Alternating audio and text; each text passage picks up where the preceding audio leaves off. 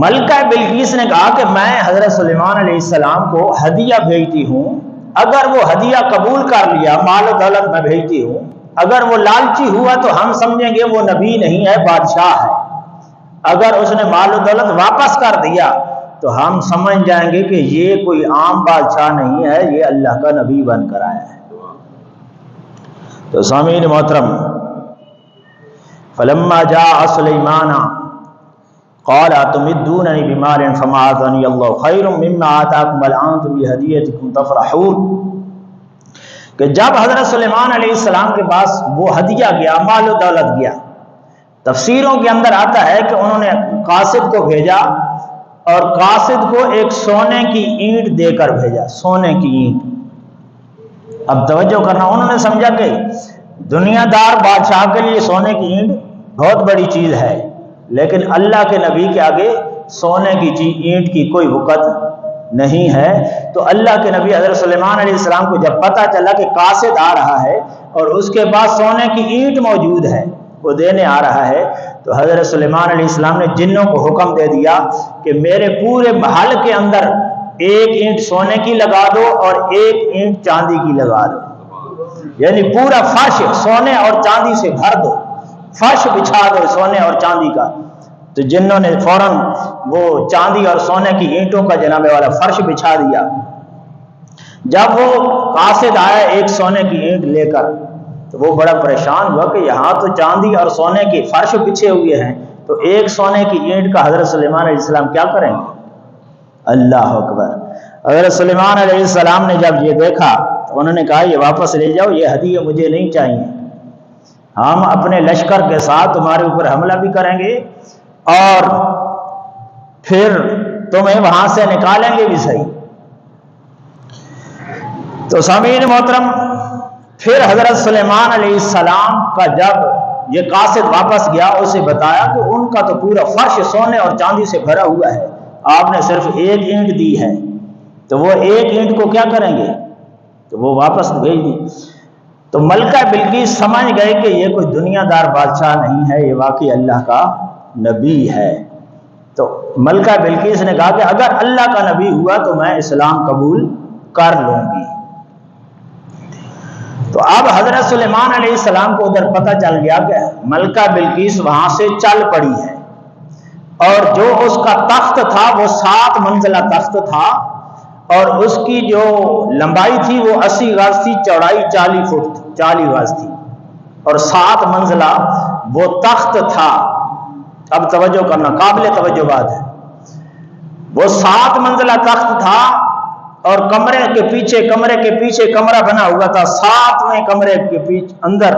وہ تخت رکھا ہوا تھا اور تمام کمروں کو تالے لگے ہوئے تھے۔ تو سامعین محترم، وہ تخت کو بند کر کے آئی اور باہر پہرے داروں کو بھی کھڑا کر کے آئی کہ اس جو تخت کی آپ نے رکھوالی کرنی ہے۔ اب ادھر حضرت سلیمان علیہ السلام نے جناب والا دربار سجا لیا اپنے غلاموں کا، اونچی کہو سبحان اللہ۔ حضرت سلیمان علیہ السلام نے اب کیا کیا؟ یہ قرآن ہے،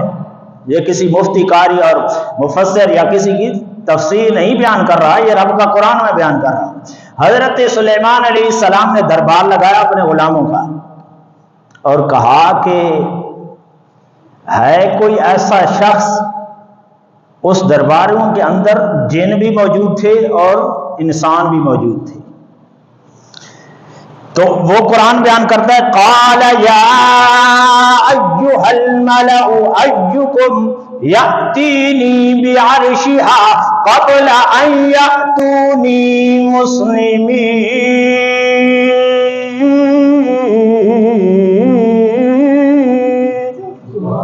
حضرت سلیمان علیہ السلام نے فرمایا اے میرے غلامو، تسی جن بھی ہو، تسی انسان بھی ہو۔ سامعین محترم، حضرت سلیمان علیہ السلام فرماتے ہیں ملکہ بلقیس جناب والا اپنا ملک چھوڑ چکی ہے، اور کہتے ہیں کہ 1000 میل کا سفر تھا جہاں پہ حضرت سلیمان علیہ السلام نے ڈیرا لگایا ہوا تھا، اور ملکہ بلقیس ملک سبا سے چلی اور چلتے چلتے جب حضرت سلیمان علیہ السلام کے قریب آئی تو حضرت سلیمان علیہ السلام فرماتے ہیں اے میرے غلاموں، ملکہ بلقیس کا تخت اس کے آنے سے پہلے پہلے میرے پاس موجود ہونا چاہیے۔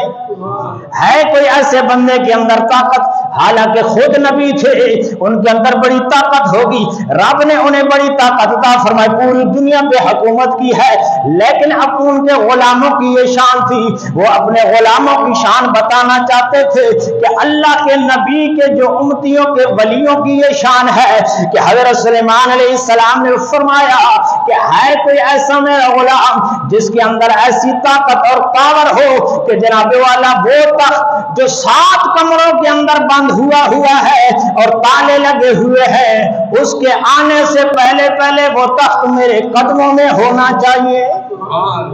سامعین محترم ذرا توجہ کرو، قال عفریت من الجن انا آتیک بہ قبل ان تقوم من مقامک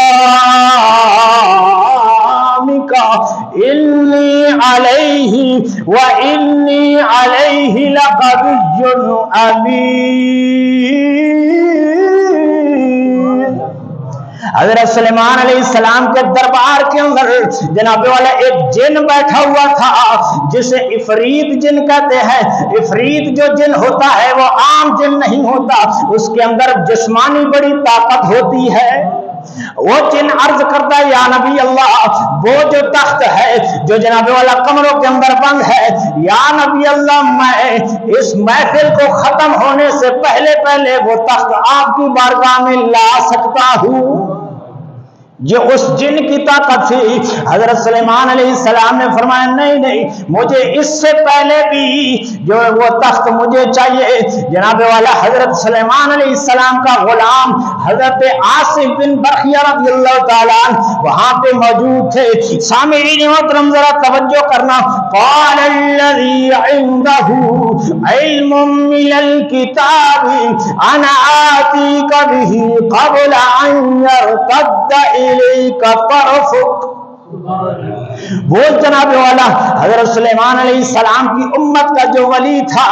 اس نے عرض کیا یا نبی اللہ میں آنکھ جھپکنے سے پہلے پہلے وہ تخت آپ کے قدموں میں لے آ سکتا ہوں۔ او جی کہو یار، اتنا میں نے بڑا جملہ بول دیا ہے۔ وہ جناب والا جو تخت 7 کمروں میں بند تھا،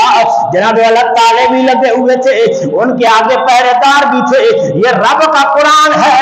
حضرت سلیمان علیہ السلام کا غلام جناب والا کہتا ہے میں آنکھ جھپکنے سے پہلے پہلے وہ تخت آپ کے قدموں میں لا سکتا ہوں۔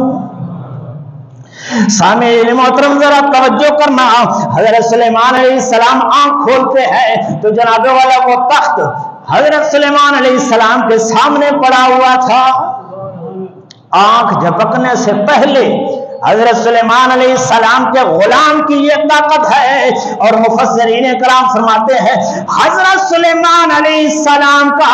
عاصم بن برخیہ جو وہ اللہ کا ولی تھا، وہ کیا لگتا تھا؟ روایت کے اندر آتا ہے، تفسیروں کے اندر آتا ہے کہ جناب والا حضرت سلیمان علیہ السلام کا وہ ولی ان کا جناب والا بھانجا لگتا تھا۔ اس سے ثابت ہوا کہ جناب والا حضرت سلیمان علیہ السلام کی آل میں سے تھا، سلیمان علیہ السلام کی آل میں سے تھا۔ تو جناب والا جب حضرت سلیمان علیہ السلام کی آل کے ایک فرد کے اندر اس امت کے ولی کی اتنی طاقت ہو سکتی ہے کہ آنکھ جھپکنے سے پہلے پہلے جناب والا حضرت سلیمان علیہ السلام کے قدموں میں ہزاروں میل دور سے آنکھ جھپکنے سے پہلے پہلے تخت لے کر آ سکتے ہیں، تو پھر غوث اعظم جناب والا وہ ولی ہے جو میرے نبی کی آل سے ہے، جو حسنی بھی ہے حسینی بھی ہے۔ اگر حضرت سلیمان علیہ السلام کی آل کی یہ طاقت ہے تو میرے نبی کی آل جسے جناب والا غوث اعظم کہتے ہیں وہ حسنی بھی ہیں حسینی بھی ہیں، انہوں نے جناب والا آنکھ جھپکنے سے پہلے پہلے مردوں کو زندہ کیا ہے۔ اگر سلیمان علیہ السلام کے آل کے ایک ولی کی اتنی طاقت ہو سکتی ہے، میرے نبی کے آل کی اور اس امت کے ولی کی کتنی طاقت ہو سکتی ہے؟ اس لیے جناب والا میاں صاحب فرماتے ہیں آل اولاد تیری دا منگتا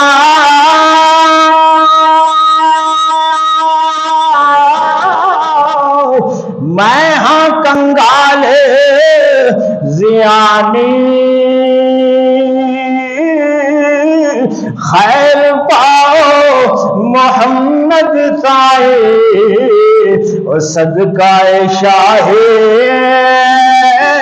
جلائی رہا دے ہر کوئی آنکھیں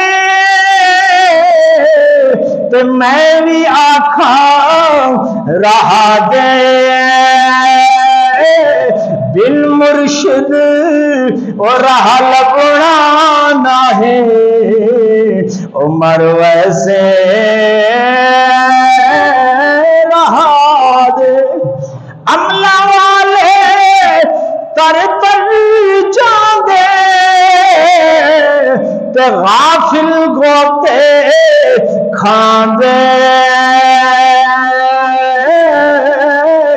اور ڈبن نہیں دیں دے محمد بخشا او کامل پیر جنہاں دے۔